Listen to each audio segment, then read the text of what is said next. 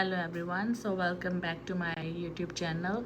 So from today onwards I'm trying to put the material which is very important. So I'm starting with the biomedical section.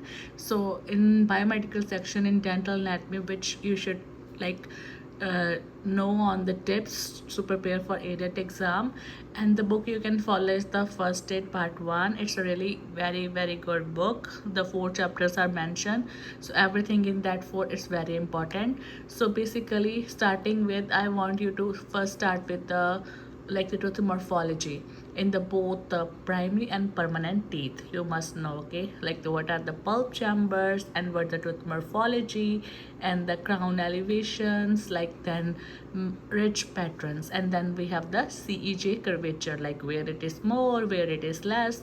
Then we know the curves of Spee and Wilson, then centriclation and centric occlusal.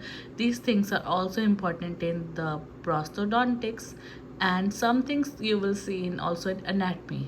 So they usually mix with dental anatomy and anatomy, because TMJ is also asked in anatomy, and muscles of mastication and which nerve supply, that's also in the both it is asked.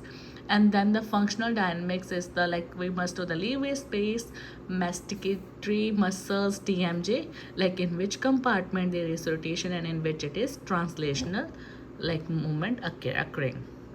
In the permanent teeth, we must know, okay, crown and the root curvature, detailed heights of contour, contact point, and interproximal embrasures. Then we have the canal variations, root depressions, like on the permanent maxillary first molar, you will see a lot of questions usually asked, which side is the concavities, or if it follow to the root, or they are based on the crown. So these minor things, so you must know, like the triangular ridges, like oblique ridges, which angles are formed, and how the oblique ridges form, which took us.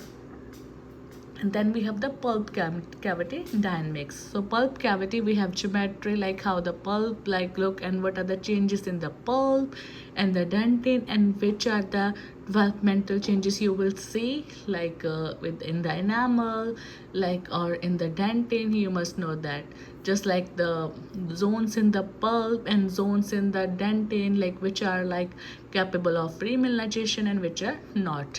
Then we have the primary dentation. Primary dentation, you must know how it different from the permanent dentation, about the crown, the root, the pulp horns, everything, which tooth resemble which. Just like oblique ridge is present in primary second maxillary molar, whereas it is in permanent maxillary first molar. So the teeth which do not resemble any other teeth in the primary dentation is the mandibular first molar, whereas mandibular second molar resemble the permanent mandibular first molar. So the it's a second resemble the first. So like this, you must know the minor details, and then how the pulp chamber different in that. And then is the curves, like the curve of Spee is the anterior posterior curve, whereas the curve of Wilson is mediolateral. Then we have the compensatory curve and the arch relationship, which arch is longer. When you will get a rough sheet, I want you to draw the tooth numbering system, and remember it's the universal tooth number system, which is followed 1 to 16 and then 17 to 32. A to that's why A to T for the primary teeth. And then we have the centriclation versus centric, the occlusal, which is the maximum. Occlusal is the maximum intercuspation, and then is the centriclation is bone to joint, that is independent of teeth, whereas centriclusion is tooth to tooth fit. Then we have the mandibular movements, working versus non-working, laterotrusive, mediotrusive, and then we have interior guidance and growth function. Then with the bilateral balance occlusal is followed in the complete denture. The system, these are the numbering system, but which is followed in the ADAT exam is the universal numbering system. This is A to T for primary and 1 to 32 for permanent. And then you must know the contour, height of contours, like in the interior teeth, posterior teeth, the proximal height of contour, like this facial height of contour, lingual height of contour. And then we have the supplement grooves if are there present, developmental pits like the triangular ridges, all these things. Then we have the functional pathways establishing long centric relation, and this pertussive interferences and retrusive. Remember that on the working side, like which cusps are functional, and the non-working side which are non-functional, like functional and non-functional, everything like this. And then we have functional contexts and guidance. Flat area between CR and C allow minor horizontal jaw movement without interference. So these excursive pathways, and then we have occlusal interferences, and relate everything related to TMJ, which are the like the joints, like which nerve supply, and what will happen if like there is clicking sound, or if there is no clicking sound, like internal disc derangement, like everything related to this, like with reduction or without reduction. All these things are very important.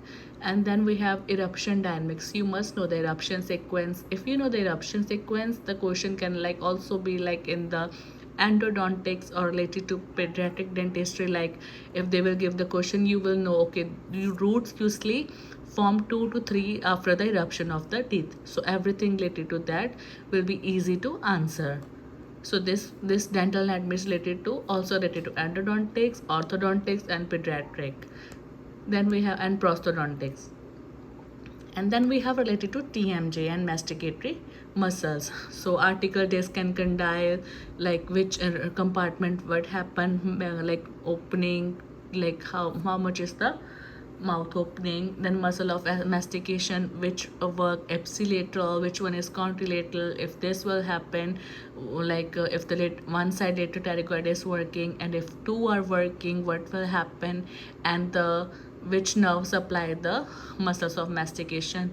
Remember the exception in palatoclosses, like and other like other muscles. So all the like differences you must know, like how they are like differences in that, like muscles of mastication. So remember the differences, how they're supplied. And then the tongue, also the muscles of the tongue, just like palatoclosses is the exception, it is supplied by cranial nerve 10, and other three like are supplied by the cranial nerve 12. So if the cranial nerve 12 injury, which will not be injured like this, if it like on this side, which like side tongue will move, which side like not move, if like ipsilateral, like which nerve will be affected. All these things are very very important. Remember all the structure close to each other, like if there is parotid duct, like parotid gland surgery, what that will impact. And if you're giving like block in the interior teeth, which nerve you need to anesthetize, and if in the posterior, like the mandibular teeth, which one. So all these things are minor things, but when you have to, it should be on your tips, because in ADAT they usually get like confused us between the options.